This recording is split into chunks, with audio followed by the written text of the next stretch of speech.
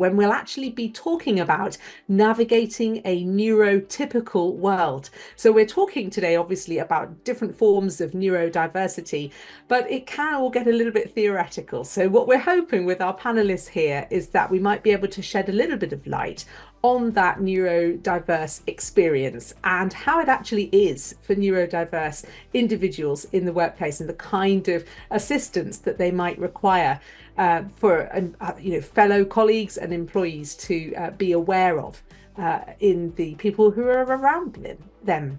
So I'm delighted now to introduce our three panelists to you. We have with us Dr. Willie Cobb, who is chaplain for Community First Medical Center in the US. We also have Dr. Yvette Pigis, who is the co-founder and chief diversity officer of Your Invisible Disability Group. And we have Dan Harris, who is the CEO of the Neurodiversity in Business organization here in the UK.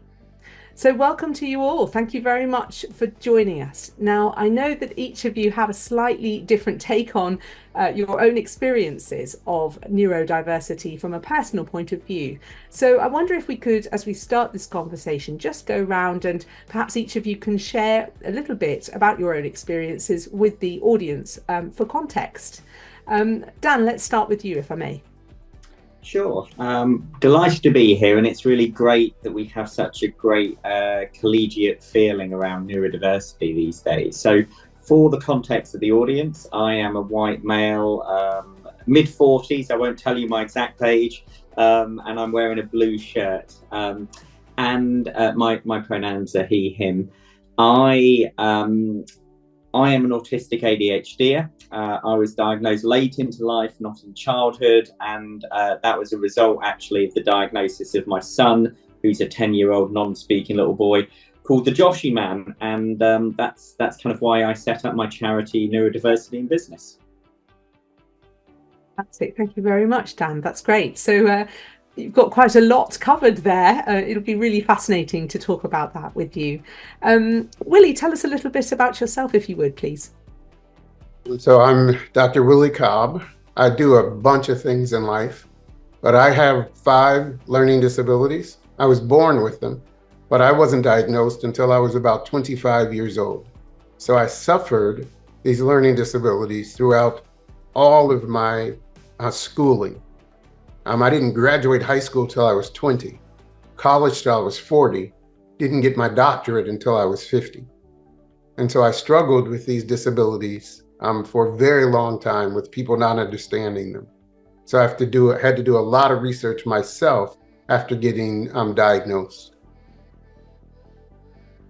Thank you very much. There's lots of important bits there that we can tackle hopefully during that conversation, but thank you very much for sharing that. Much appreciated. And Dr. Pigis, tell us a little bit about you.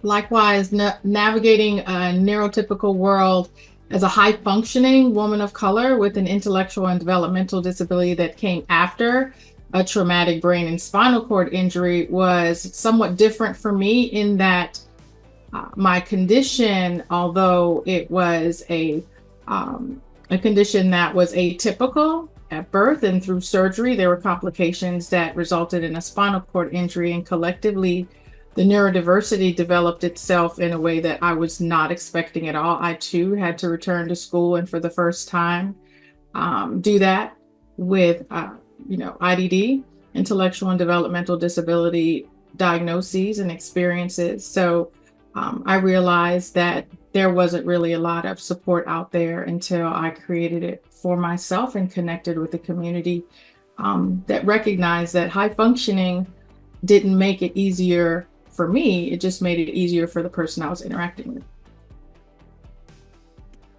Thank you very much. It's an amazing situation that unfortunately you've had to bear there, Dr. Pigis, in your own working life as well, changing circumstances.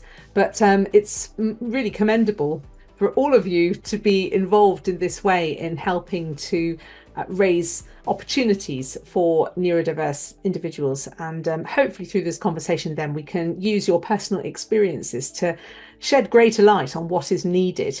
I'm really struck just by listening to your introductions there that in each of your cases, you've either had late diagnosis or adult diagnosis of your own specific neurodiverse situation. And presumably that means that the support that you have needed has perhaps been not as great as it might otherwise have been if you had already been aware of your neurodiverse situation earlier in life, perhaps before coming into the workplace. So what have your own experiences of the workplace been in terms of the support that you yourselves are receiving or have received? Would you say that the employers that you've been working for in your life so far are really on it with regard to neurodiversity, or is there still a lot lacking? Is the main fight still happening, or has a lot now been achieved? What would you say? This is a free question, so whoever'd like to chime in, you're more than welcome. If you don't mind, I'd just like to speak to the fact that I had to create my own workspace, because navigating a prepared workspace was not something I felt comfortable with. It was something I was coming out of prior to my injuries.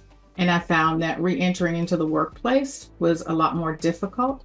So I found that, as an advocate and an activist for others, I had to now do it for myself, which was a lot more difficult for me.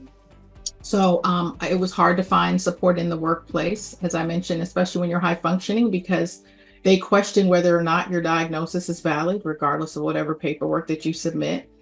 There was no training and education for other employees, management, HR, and individuals that are meant to support when you disclose your diagnosis and your needs. Mentorship and support was not available. And that is something that I work with employers with, in creating like employee and business resource group that can also help to mentor and accept individuals with disabilities into the workplace with the freedom to be their whole self. I think there was also, maybe post-COVID, there was a little bit more flexible work opportunities for those days where my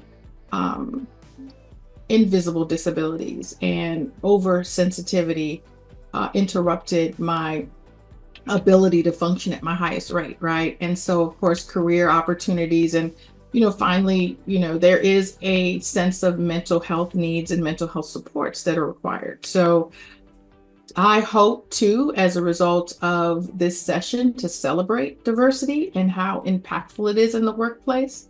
But I think for the most part, those are the things that I specifically encountered and that still needs a lot of work. Thank you for that. Do you, both of you gentlemen, also agree with that? I agree 100%. That's why I'm impressed with my two fellow panelists. They had to go out and start their own, one personally and one for business, because particularly in America, there is no respect for neurodiversity when it comes to work and business and school. They have no idea what it is. So if you fill out an application and they say, are you have a disability, neurodiversity is not even on the list. So I've gotten zero support in workplaces. I've had to educate every single employee about neurodiversity. I'm trying to publish an article that I've written about what happens to neurodiverse young people when they go into an emergency room. People want to immediately say they're having a psychological breakdown when it's simply neurodiversity. When they're having some emotional problems because they have a problem communicating. If they have undiagnosed autism and they have a problem communicating, people want to call it bipolar.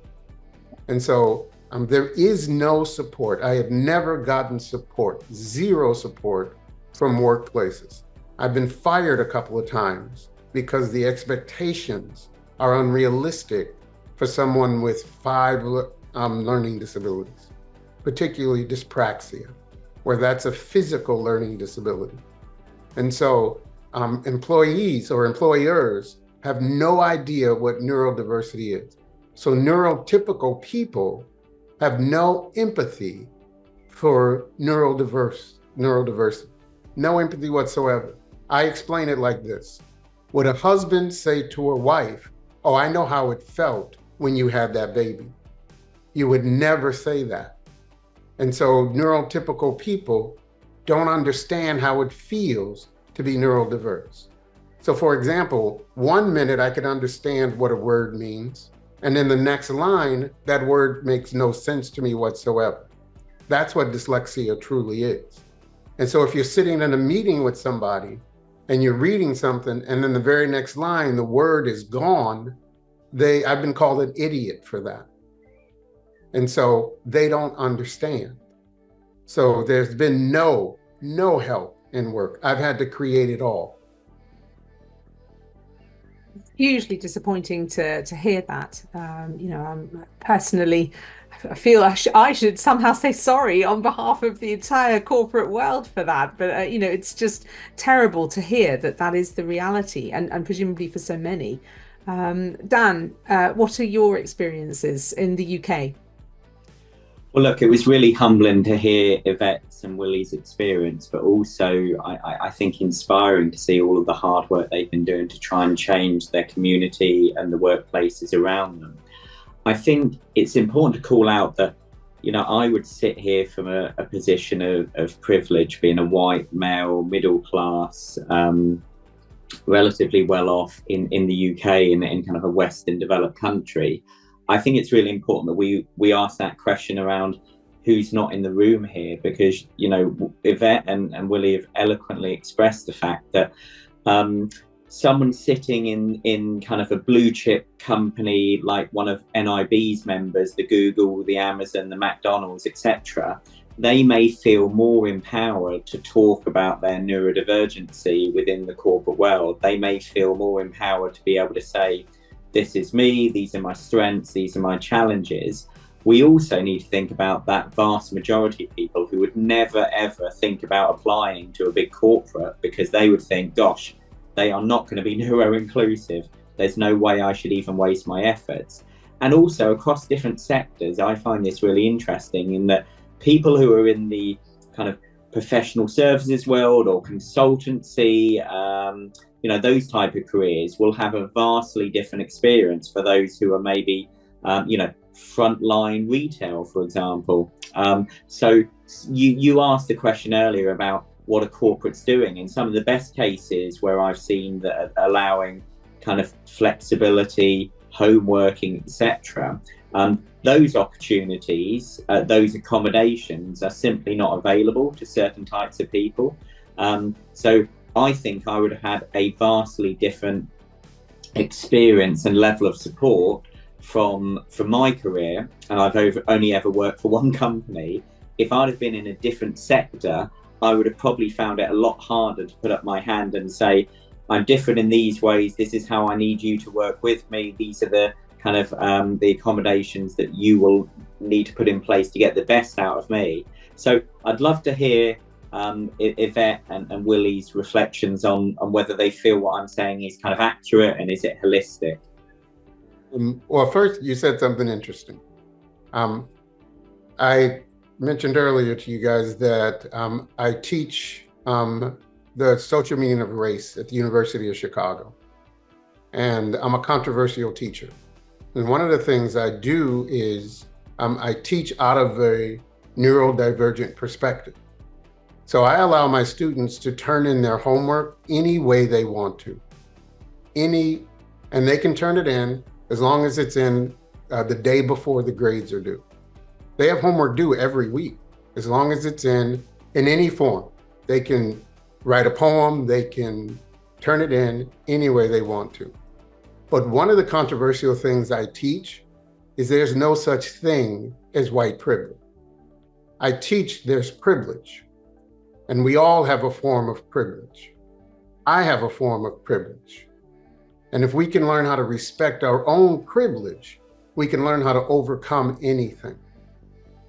And so we can teach organizations and individuals to respect their privilege and how to use that privilege properly, and how not to feel degraded by what's on the inside.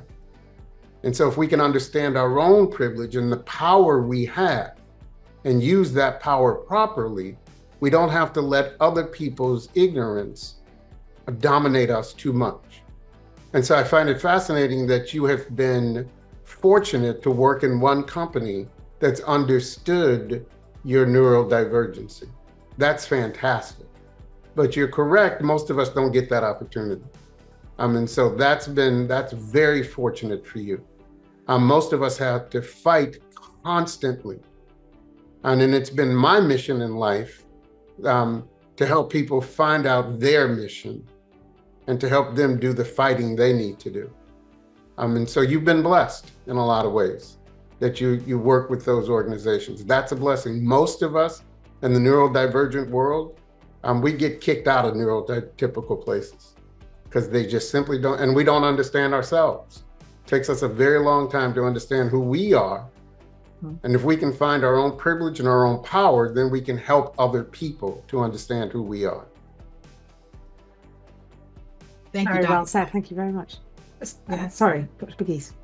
No worries at all. I just want to thank Dr. Cobb for his input. And I do believe that my neurodivergence is a superpower when I work with my clients. Probably Fortune 100, 1000 here in the United States. I am very blessed and excited to communicate to them that disability is the largest people group in the country, 61 million in the US, $8 trillion of disposable income. And that sometimes is the way in the door to recognize this superpower and to use it to increase productivity, retention, and recruitment in their organization. So most of my clients are not problem aware. They don't look at an invisible disability as a barrier to success or the pipeline that's not being opened for neurodivergence and other disabilities. So there is absolutely privilege. We need to recognize that. We need to own that. Right. And we need to be excited about it, because if we're not, they won't be. And they is not an us, they type conversation. It's an education type of conversation. And there has to be awareness, there has to be understanding.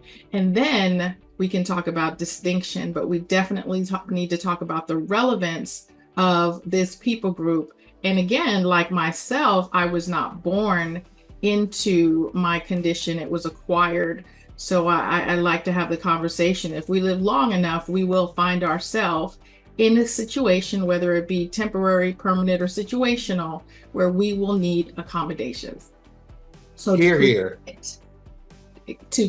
it, thank you for that, Dr. Cobb, but to create it is not just for your employees, it's to create it for the world and for your children and for your aging parents.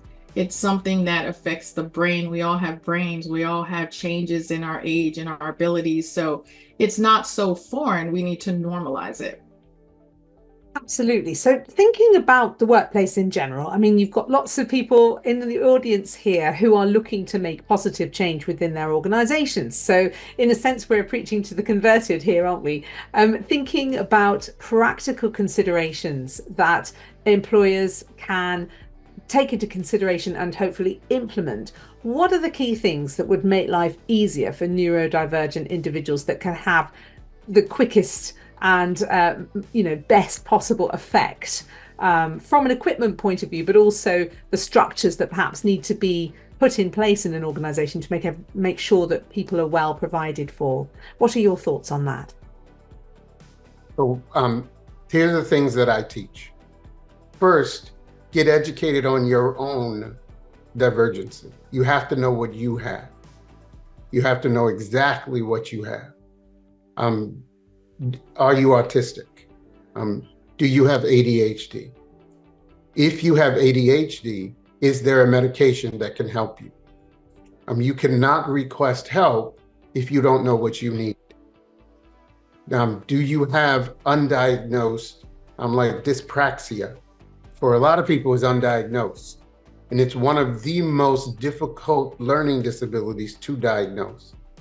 And a full 7% of people around the world have it, and most of them are undiagnosed.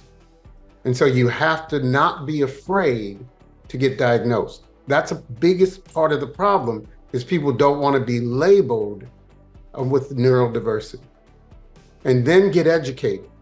Get educated about how you can find the help. Once you know what you have, once you get educated, then you can educate your employer on how to help you. You cannot get help if you don't know the help you need.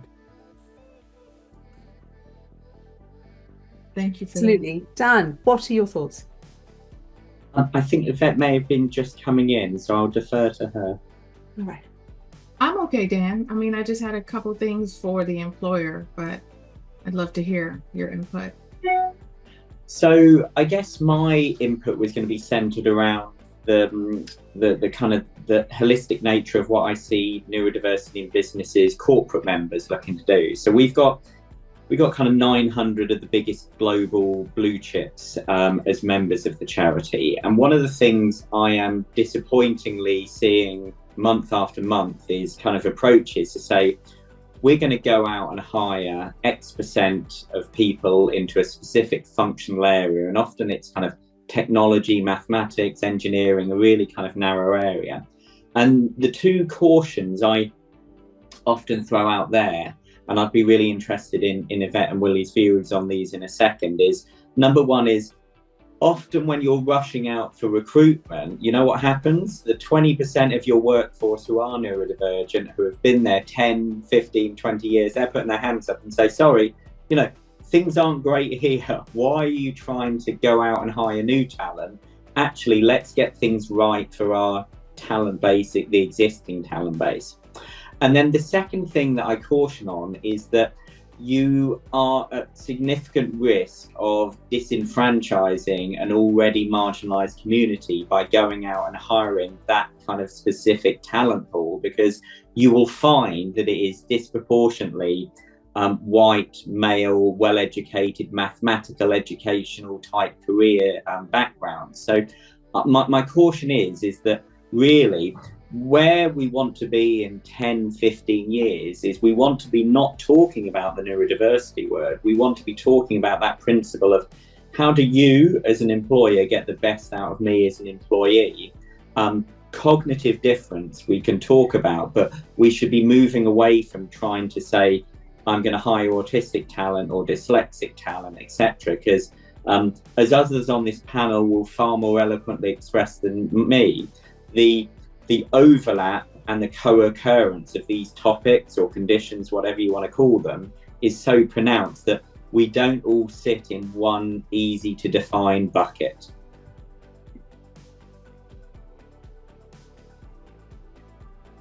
Thank you for that.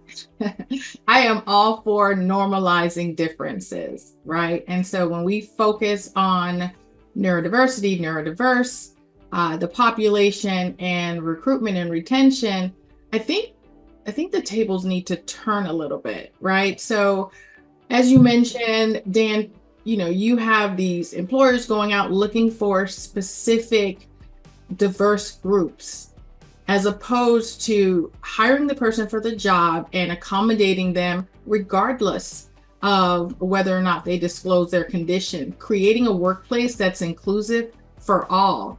And I like to say that when you make it inclusive for one, you make it inclusive for all.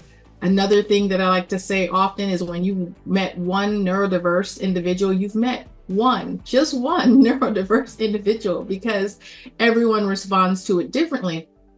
When I think about initiatives, there's diversity inclusive initiatives, there's retention, recruitment initiatives, as I mentioned earlier, flexible work arrangement, reasonable accommodations, and these things have to happen before the individual comes into the workplace, right? Mentorship and support networks. I talked about business and resource groups, having the people within those resource groups take these new individuals into the workplace, but also to train management on what to look for, what's needed in the workplace, which will, of course, open up the window for not just inclusion, but disclosure. If we don't disclose, it's hard to ask for accommodation and to expect that our employer is going to treat us in a way that aligns with our needs, right? And so we have to allow them the opportunity to do the same, bringing in third parties such as ourselves to help have those conversations, courageous conversations about areas within their workplace that they can improve. Regular check-ins and feedback, leadership opportunities. I interview my Fortune 500 audience and ask them to raise their hands if they have in their entire career been in a room with another member in leadership that openly disclosed their disability if it wasn't visual, and no one could raise their hands. Promoting self-advocacy and continuous improvement. This isn't something that's going to happen overnight. And as I mentioned earlier, not only do we need to normalize it, I would love to, at some point, work myself out of a job. So this isn't a conversation that we have to continue to have. But with all due respect to our employers, there's a structure that needs to be broken and rebuilt. And that's hard for so many to consider, but it's not impossible. Yeah, absolutely. I mean, disclosure is number one, isn't it? Really, if you don't disclose, then it's very hard to ask for the accommodations that you actually rightly, truly need, or that would really be of benefit to you. And perhaps, that doesn't help people within the corporation to feel that they are fully in control of being able to provide for people, however willing they might be to bring in those accommodations and so on. If you don't actually know the nature of people's actual needs, it's very difficult to be able to serve them properly. So as you say, being able to speak confidently and outwardly about your neurodiversity would be of benefit to everybody all the way around, wouldn't it? Absolutely. In terms of technology, I mean, technology is coming quite fast now. Are there particular tools that you are noticing that you think are really useful for employers to just have perhaps as standard to be of benefit to the entire demographics that they have working for them, and not necessarily just the neurodiverse crowd? What are the things that we should be taking advantage of from an employer's point of view? Well, first, can I'm sorry. No, please. I want to first respond and disagree just a little bit with my two colleagues here. Well, let me put it like this. I know this is going to sound a little weird, but I don't want neurodiversity to become normalized. I don't want it to be something that we just regularly do. Because from my research, what I find is that the information on neurodiversity grows rapidly. It changes, particularly with people who are born neurodivergent. As the information changes, the technology changes. And so the conversation has to constantly change. And so we have to keep the conversation going. If it becomes normalized, I'm afraid that conversation will die out. And what we've seen in other areas is a belief will come about to say, well, we've solved that problem already. Why are we talking about it again? This is an area we have to keep in the ethos, in the conversation. And so I want it to be an ongoing, regular conversation forever. Because, for example, the conversation around dyslexia is so grown over the past 10 years that dyslexia today is not what it was 20 years ago. But nobody knows about the new information on dyslexia because we're not talking about it. People think dyslexia is a middle-class, young white male issue. And the discussion on it is not large enough. We need to make it larger and louder. Now, with the technology piece, there are so many things out there right now that it is so exciting. Voice-to-speak software. It's on your cell phones. It's everywhere, and everybody can use it. Not just people who are neurodiverse. There are all types of tools that can be utilized to help people who are neurodiverse, that can make their jobs a lot easier. And I'm going to be doing a workshop on that in May on all the technologies on neurodiversity. There's just too many to talk about, and that's what I'm talking about. And we don't know about all of those things because we're not talking about them enough. No, thank you for that, Dr. Cobb, because one of the things I've mentioned is continuous improvement. And that should be built into the whole of every organization. And as you mentioned, it should be included. So far as the normalizing, I can totally see where you're coming from with that. But improving policies and practices and support systems to ensure that they're effectively meeting the needs of neurodiverse employees and non-neurodiverse and high-functioning women of color, those with intellectual and developmental disabilities. I absolutely agree that it should be refreshed on a regular basis. I also agree as a former engineer that the technology is amazing. I have wheelchairs that climb stairs, that go into sand and rocks and climb mountains, and others that stand individuals up. And so I do want to mention that 70 or 80% of technology that most people use today were created for a population that needed to find another way to access the same endpoint, like smartphones, like curb cuts, like so many things, and power doors, and so many things that everyone is, using. And that's why earlier I said, if you create for one, you potentially create for all. So as far as technology is concerned, WCAG certification for websites, and making sure you have technology in the room that can enlarge words, and making sure that your virtual portal is as accessible as your physical portal. You have the architectural and attitudinal barriers that can be removed on a regular basis. So it's not always high tech. There's some low tech changes that can be made as well. And this is where your internal community can help you.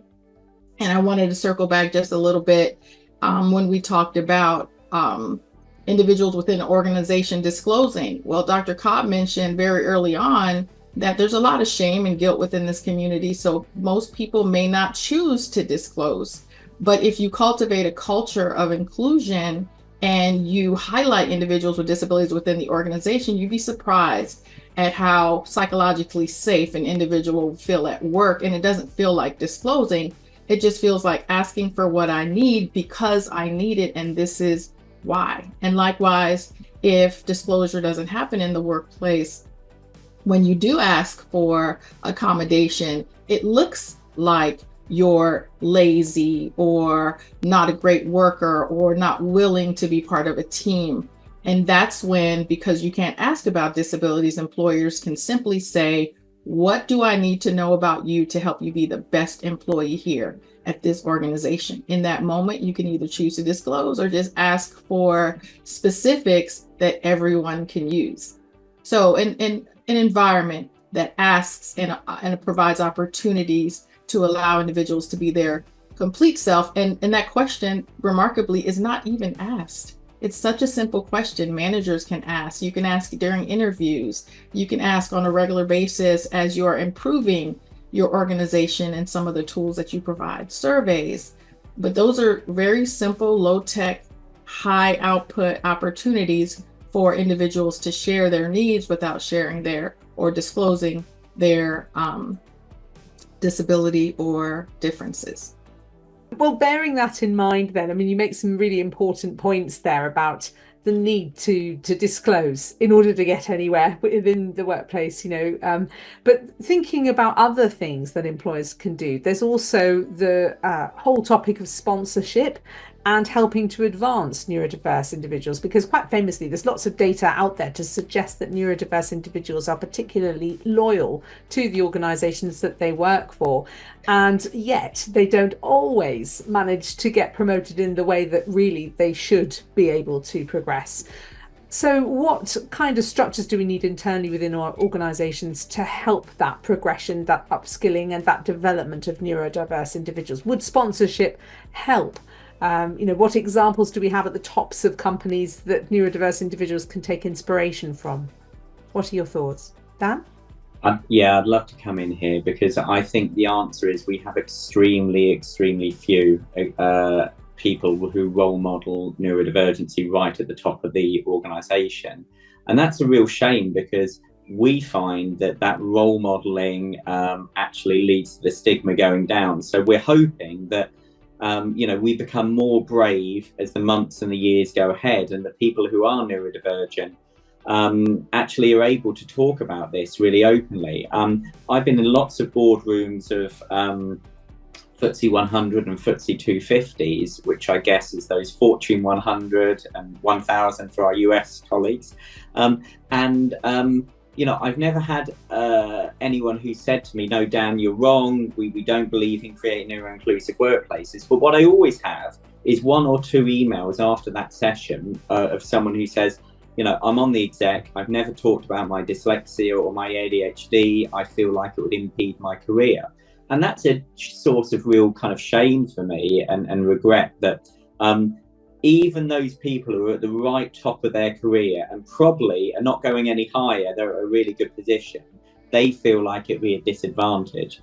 So I wanted to draw out that. And the other point I wanted to draw out, which is often underreported and under talked about, is a lot of neurodivergent folk, and actually to be fair to Willie started with this early on and will want to come in, a lot of neurodivergent folk are performance managed out of the business. So it's not just about how quickly people go up the career ladder, it's also the fact that often the first time neurodivergent folk talk about their neurodivergency is during a performance management review, whereby they are being told they're not meeting standards or they're not complying with the norm and they're not kind of performing. So Willie, I'm sure you want to come in and express on that as well. I'm trying not to cry. You hit it right on the head. The first time they talk about it is within the 6-month evaluation. It's too late. They've written you up 5 or 6 times and you don't understand what's going on. I've worked with so many neurodivergent people, and the first time they've heard that they might be neurodivergent is from me. And then I have to set them up with testing and get them to a doctor and get them evaluated. That's the very first time. And that all they hear is about all the bad things they've done wrong when they got the job and was doing a great job. And then what happens is jobs overload them with so many projects. And as we know, some neurodivergent people can't handle all these different projects, or they miss the small details, some misspellings, they missed some small details and embarrassed the corporation in front of a big client. And now they're in their 6-month evaluation, and that embarrassment was too much. And so you either don't get the raise, or we're going to help you find a better fit. That's my favorite line. We're going to help you find a better fit.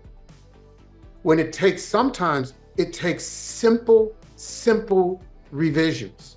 I'll give you an example. I worked with one person who simply needed color sheets. That's all they needed. They had reading problems, and they put a color sheet on top of what they were reading, they could read it better. That's all the technology they needed. A 10-cent color sheet, but they were fired because of it.